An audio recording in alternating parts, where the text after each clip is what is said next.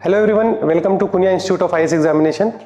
My name is Vijay Tripathi and today I am going to take up a very important issue regarding the upcoming prelims examination.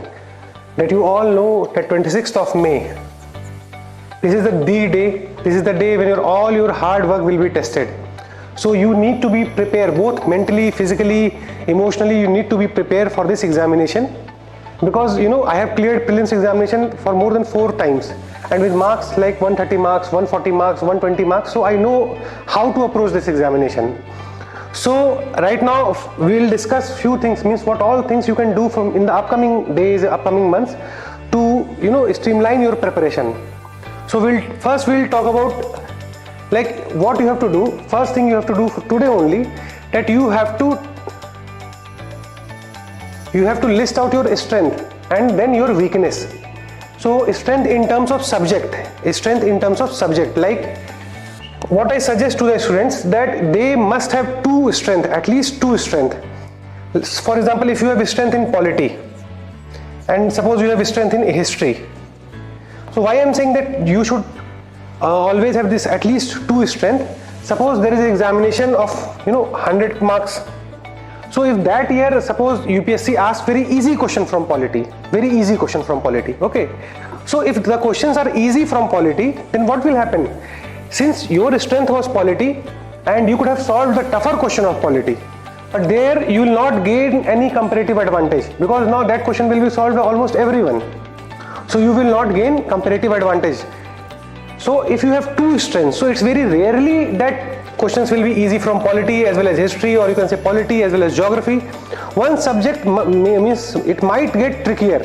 So there you will get the advantage. There you will get this comparative advantage whereby you will score 1 mark, 2 mark, 3 marks extra. So our first duty of yours is to find out your strength. Then second duty is to find out your weakness.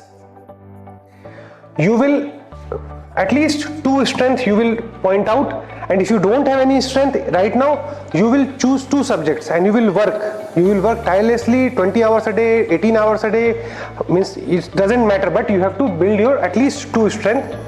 Then you will find out your weakness, which all subject you are weak in. Let's suppose I will tell you there are few things, like you can say science and technology. These are the practical things. I am not talking about the ideal things. These are the practical things that I faced when I gave this prelims examination. So like science and technology, then there are current affairs, this is art and culture. So these subjects generally are very tricky. These topics generally are very tricky as far as this UPSC examination goes. So if you are facing any difficulty in science and technology, so the issue is that almost everyone faces difficulty in science and technology. So you should not be worried about. Then current affair, the same goes with this current affair. No one can capture entire current affair for this examination. No one. So don't worry about this current affair. It does not mean that you don't have to study current affair. Whatever you have studied, it's enough. But the thing is, you should not be worried. Like topics like art and culture, this is also very open-ended. Question can be asked from anywhere. So you should not be worried about these topics. At least you should do the bare minimum, basic thing you should do in your weakness.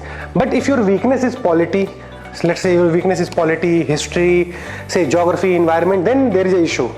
Then you must work on your weakness, because this is a competitive examination whereby if suppose let's say history, if we take example of history, suppose that year the questions from history was very easy, okay, and you have your weakness as history. So what you did, you ignored history. You said I will not read history because this is my weakness. I will leave 15-20 questions, whatever it comes in examination. Okay, 15 to 20 questions. So suppose that question comes easy and almost everybody was able to solve this question, this portion from history. So this is definite that you will not clear prelims. Why? Because the easier question you miss the easier question. So that's why the suggestion is that, the core suggestion is that a bare minimum level of preparation must be there for each and every subject. A bare minimum level of preparation, just mark my word, this is the most important thing. You will do this for this examination. Now coming with this strength and weakness, you have identified everything. What you have to do, you have to divide your day into like 3 portions. Suppose on an average you are studying for 8 hours or 10 hours a day, so you divide it accordingly. So on the first When you start, you focus on your weakness. Second will be like current affairs. And some research or topics, and third portion must be for revision. So this pattern should be followed up till this prelims examination. In that, one very important thing that you will do, that by the March is a month whereby you can do experiments, you can change the topics, this and that, you can read further sources and all. But after March, you will stick. In April as well as May, you will stick to whatever you have read, whatever notes you have. You should not get into this temptation that the more I will read, the higher chances will be there to clear this examination. It's not there. If that would have been the case, then the people from 5th attempt, 4th attempt, they would have cleared easily, but it's not the case. When you will find the list of this successful candidates, you will also find the first attempter, second attempter. So it's not about the knowledge that will help you to clear this examination. It's about your approach to clear this examination. So your approach must be very focused. By approach, what I mean that it's not about the vastness of the knowledge. You have to connect the dots. If you have read something, so you have to just think beyond it. Thinking power must be there, because in prelims examination, suppose there are 100 questions in prelims examination, so for sure means maximum 30 to 35 questions you will be knowing for sure, because this is the answer like A, B, C, D, 30 to 35 maximum. This is challenge. Maximum means 40 questions is the limit. So after this 40, 60 questions are left.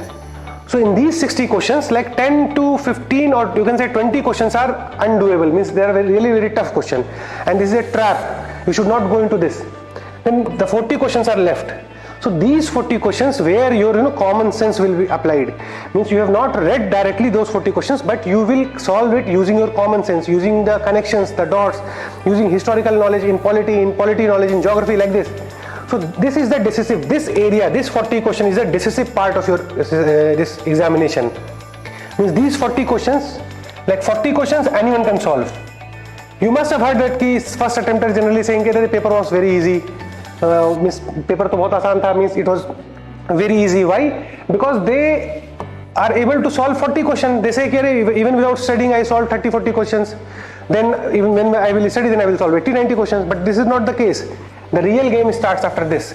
So this bracket of 40 questions, this is where your selection lies, and here you have to apply your common sense, your general knowledge. Okay. So this approach must be there. You will revise and you will read new things only till March, maximum till March. After that, only revision and test. Now you in up till March, what you did, you read everything. So now comes April. So from April, what you will do, you will revise. This is the key thing that you can do. Revise along with test. So right now in April you can like give means one test every 2 or 3 days. Gradually will increase the frequency depending upon your someone are very naturally good in solving MCQ questions, someone are not naturally good. So according to your means your strength and weakness, you will give the test. But at least you should get 5 to 6 tests in April and 8 to 9 tests in May. This should be the ideal situation. But revision. This is the key through which I qualified. This is the key through which lots of other candidates qualified this examination. Why? Due to this revision. Then about I want to talk about this time management, means how many hours to study, how many hours to give this and that. Means there are lots of confusion in students' mind. So if we talk about the number of hours, so let me be very practical, very clear. Suppose you are preparing since last 8 to 10 months. So every day, right now, 8 to 10 hours of sitting, 8 to 10 hours of serious sitting is enough. March, April, it is enough.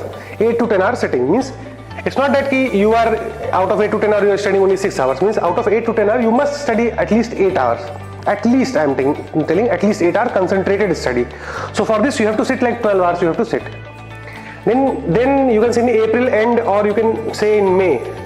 You can increase this to like 10 to 12 hours. 10 to 12 hours depending upon your level of preparation. Okay, so again I will summarize what I have told you. That first thing that you will do, first thing you will talk, means you will list out your strength and weakness. Second thing, March is the cutoff month for new edition, whatever new. Third, revision is the key to solve this examination. Fourth, test is the key, and surpassing all this is what? Your approach, right approach. Your approach is the most important thing that will help you sail through this examination. Like, once I will give you my example. Once I knew only 25 to 30 question, 25 to 30 question out of 100, but that year I took a risk and solved all the 100 questions, and you will not believe, but this is the fact that I solved all the 100 question, and you know how much marks I got? 138 marks, and that year cutoff was 90. See the power of, it's not wild guess, educated guess. And what is this educated guess? Educated guess means that you are connecting, you are using the knowledge of geography in history, you are using the knowledge of means polity in economics, economics in polity, world history in IR. So like this, you have to integrate the knowledge. Don't think any question as it is a question of polity, question of history. No, it is a question of prelims examination, and you have to solve that question of prelims examination. So with this right approach and right mindset, definitely you are going to clear this year prelims. But the thing is, you must have faith in yourself. Confidence is the key. And rest I have told you what you have to do. You have to follow these basic things: right approach, strength and weakness, new edition up till March, revision, then test. So hope you got some help with this video, and stay tuned. We'll coming up with lots of other videos related to prelims examination, how to crack and how to, which areas to focus, which areas not to focus. So if you have any doubt, you can just comment on it.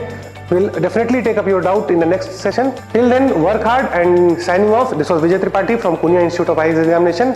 Have a good day.